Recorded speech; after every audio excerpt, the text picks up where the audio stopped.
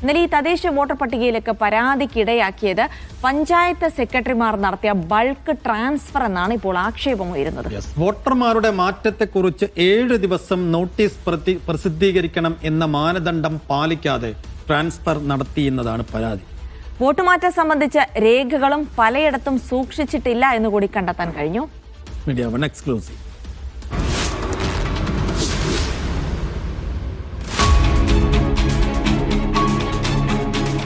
Voter പട്ടികയിൽ നിന്ന് പേര് വിട്ടുമാറ്റിയെന്ന പരാതി ഉന്നയിച്ചയാൾക്ക് കോഴിക്കോട് കൊടുവള്ളി മുനിസിപ്പാലിറ്റിയിലെ അസിസ്റ്റന്റ് സെക്രട്ടറി നൽകിയ മറുപടിയാണിത്.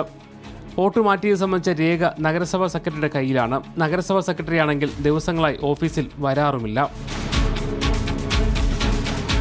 ഒരു രേഖ പോലും ഇവിടെ ഇല്ല, ഞങ്ങൾക്കറിയില്ല. സെക്രട്ടറി ഇവിടെ ഇല്ല. അപ്പോൾ ഇവിടെ നല്ല ഇതൊന്നും ചെയ്തതെന്നാണ് ഇന്ന് ഞങ്ങൾക്കത് രേഖയായിട്ട് എഴുതി തന്നിട്ടുണ്ട്. വോട്ട് മാറ്റം സംബന്ധിച്ചുള്ള രേഖ ലഭിക്കുന്നില്ല എന്നത് കൊടുവള്ളി മുനിസിപ്പാലിറ്റിയിൽ നിന്നും മാത്രമുള്ള പരാതിയല്ല. പല തദ്ദേശ സ്ഥാപനങ്ങളിലും ഇതാണ് അവസ്ഥ. മാനദണ്ഡങ്ങൾ പാലിച്ചല്ല വോട്ടുമാറ്റങ്ങൾ നടന്നത് എന്നതിൻ്റെ സൂചനയാണ് ഇതെല്ലാം. വാർഡ് വിഭജനത്തിനനുസൃതമായി വോട്ടർമാരെ കൂട്ടത്തോടെ മാറ്റാൻ പഞ്ചായത്ത് മുനിസിപ്പൽ സെക്രട്ടറിമാർക്ക് അധികാരമുണ്ട്. എന്നാൽ 7 ദിവസത്തെ പൊതു നോട്ടീസ് നൽകണമെന്നടക്കം മാനദണ്ഡങ്ങളുണ്ട്. ഇതൊന്നും പാലിക്കാതെ ഏറ്റവും അവസാനഘട്ടം വോട്ട് മാറ്റിയതാണ് അന്തിമ പട്ടികയിലും പരാതി പ്രളയമുണ്ടായത്. ഈ ഒരു സാഹചര്യത്തെ കൃത്യമായിട്ട് മിസ്യൂസ് ചെയ്യുകയാണ് ചെയ്തിട്ടുള്ളത്. രാഷ്ട്രീയ താല്പര്യത്തോടു കൂടി പലയിടത്തും സെക്രട്ടറിമാർ മിസ്യൂസ് ചെയ്തു. ഒരു അപേക്ഷയോ ഒരു ആക്ഷേപമോ കൂടാതെ തന്നെ കൂട്ടത്തോടെ രാഷ്ട്രീയ താല്പര്യത്തോടെ വോട്ടുകൾ ഏത് വാർഡിലേക്കാണോ മാറ്റേണ്ടത് ആ രീതിയിൽ മാറ്റുന്ന സാഹചര്യമുണ്ടായി. പഞ്ചായത്ത് സെക്രട്ടറിമാരെ രാഷ്ട്രീയമായി സ്വാധീനിച്ചെന്ന പരാതിയും പ്രതിപക്ഷ കക്ഷികൾക്കുണ്ട്.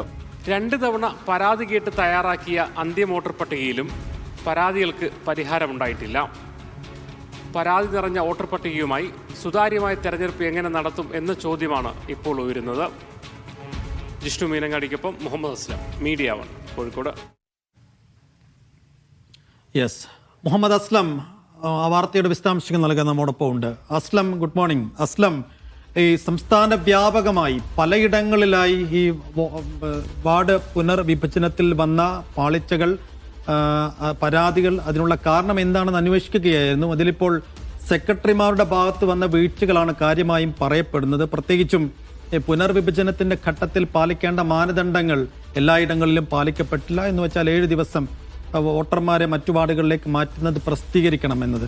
അപ്പോൾ അത് സംസ്ഥാന വ്യാപകമായി എവിടെയും ഇത് ഈ രീതിയിൽ മാനദണ്ഡങ്ങൾ പാലിച്ചില്ല, അല്ലെങ്കിൽ ഏതെങ്കിലും ചില ഇടങ്ങളിൽ പാളിപ്പോയി അവിടങ്ങളിലാണ് ഈ വ്യാപകമായ പരാതി ഉണ്ടാകുന്നത്. അങ്ങനെയാണോ? പട്ടികയുടെ ഒരു പരിഷ്കരണം, അതിൻ്റെ വെട്ടിമാറ്റൽ, അതിൻ്റെ വാർഡ് വിഭജനം അനുസരിച്ചുള്ള മാറ്റങ്ങളൊക്കെ നടത്തുന്നത് 2 മാസമായി. ആദ്യഘട്ടത്തിൽ ഒരു നടത്തി നിരവധി പരാതികളായി തുടർന്ന് വീണ്ടും ഒന്നുകൂടി കരടിറക്കി. അങ്ങനെ 2 മാസം നീണ്ടു നിൽക്കുന്ന പ്രോസസ്സിന് ശേഷം അവസാനത്തെ അന്തിമ പട്ടിക വന്നപ്പോഴാണ് വീണ്ടും പ്രശ്നങ്ങൾ കൂടിയത്. എന്ന് പറഞ്ഞാൽ ആദ്യഘട്ടത്തിൽ തന്നെ വാർഡ് വിഭജനം എങ്ങനെയായിരിക്കും എന്ന് അറിയാം. അതിനനുസരിച്ച് തദ്ദേശ വകുപ്പ് സെക്രട്ടറിമാർ, പഞ്ചായത്ത് സെക്രട്ടറിമാരും കോർപ്പറേഷൻ സെക്രട്ടറിമാരും ആൾക്കാരെ അങ്ങോട്ടും ഇങ്ങോട്ടും മാറ്റിയിരുന്നു. അതിൽ പരാതികളുണ്ടായിരുന്നു, വീണ്ടും മാറ്റി.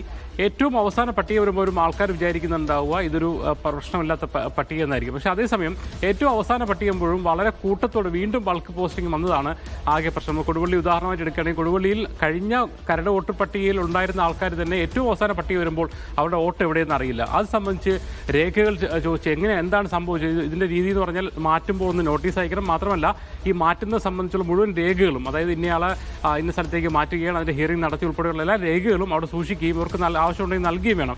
ഇതിനെക്കുറിച്ചൊന്നും പിന്നെ രേഖകളൊന്നും ലഭിക്കത്തില്ല. ഇന്നലെ 2 പേര് നമ്മൾ ഇന്നലെ വാർത്ത കൊടുത്തിരുന്ന ഒരാളോടെ പോയി അയാൾ മരണപ്പെട്ടു എന്ന് കാണിച്ച് അയാൾ വോട്ടർ പട്ടികയിൽ മാറ്റി. അയാൾ തന്നെ അവിടെ പോയി ജ്യൂസൊക്കെ കൊടുത്ത് പ്രതിഷേധം നടത്തി. അയാൾ അവസാനം വൈകിട്ട് പ്രതിഷേധം നടത്തി എനിക്ക് രേഖ വേണമെന്ന് പറഞ്ഞപ്പോൾ പഞ്ചായത്ത് അസിസ്റ്റന്റ് സെക്രട്ടറി എഴുതി കൊടുത്ത നോട്ടാണ്. സെക്രട്ടറിയുടെ കയ്യിലാണ് രേഖയുള്ളത്, സെക്രട്ടറിയാണ് ഇവിടെ വരാറുമില്ല എന്ന് പറഞ്ഞിട്ട് ഒരു വളരെ നിരുത്തരവാദിത്തപരമായ രീതിയിൽ. ഇത് ഒരു കൊടുവള്ളിയുടെ മാത്രം പ്രശ്നമല്ല, കോഴിക്കോട് തന്നെ നിരവധി ജില്ലാ പഞ്ചായത്തുകളുണ്ട്. സംസ്ഥാനത്തുടനീളം എല്ലാ പഞ്ചായത്തുകളും ഇപ്പോഴും നടന്നുകൊണ്ടിരിക്കുന്ന പ്രതിഷേധം എന്ന് പറയുന്നത് ഈ വോട്ട് മാറ്റം സംബന്ധിച്ചാണ്.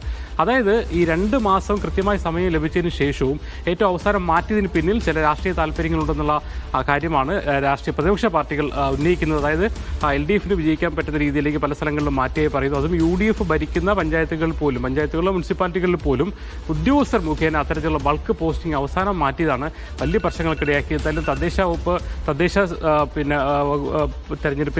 തെരഞ്ഞെടുപ്പ് കമ്മീഷന് മുന്നിൽ നിരവധി പരാതികൾ വന്നിട്ടുണ്ട്. പലരും കോടതിയിലും പോയിട്ടുണ്ട്. അതായത് അടുത്ത ആഴ്ച പ്രഖ്യാപനം ഇരിക്കെ വോട്ടർ പട്ടിക സംബന്ധിച്ചുള്ള പരാതി ഇപ്പോഴും പരിഹാരമായിട്ടില്ല എന്നുള്ളതാണ് വസ്തുത. എന്തായാലും തെരഞ്ഞെടുപ്പ് പ്രഖ്യാപനം കഴിഞ്ഞു കഴിഞ്ഞാൽ അല്ലെങ്കിൽ പ്രഖ്യാപിച്ചു കഴിഞ്ഞാൽ പോലും ഒരാഴ്ചയെങ്കിലും ഇതിന് വീണ്ടും സമയം നൽകേണ്ടി വരുന്നൊരവസ്ഥയാണ് നിലവിലുള്ളത്. ശരി.